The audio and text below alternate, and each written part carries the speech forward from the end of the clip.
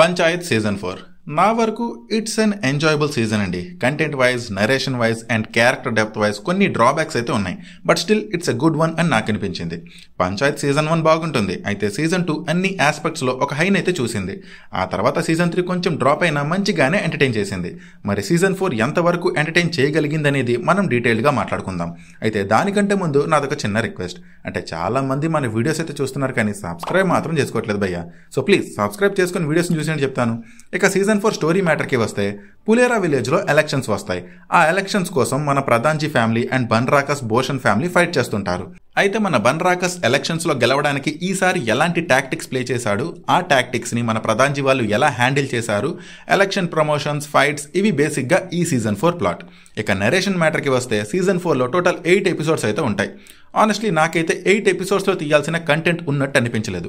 Content తక్కువ ఉన్న 8 ఎపిసోడ్స్లో తీయడం వల్ల ఇనీషియల్ ఫ్యూ ఎపిసోడ్స్లో నరేషన్ లాగింగ్గా అనిపించింది.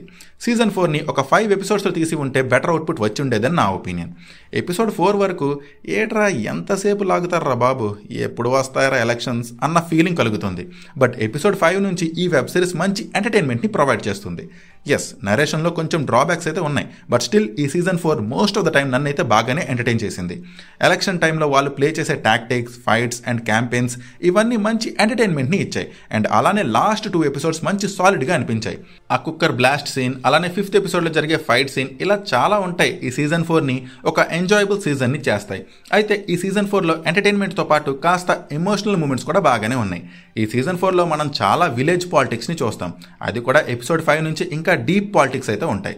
ఇక క్యారెక్టర్ డెవలప్మెంట్ మ్యాటర్కి వస్తే, ఈ వెబ్ సిరీస్కి ముందు నుంచే ఉన్న ఒక మేజర్ ప్లస్ పాయింట్ ఏంటి అంటే రిలేటబుల్ క్యారెక్టర్స్.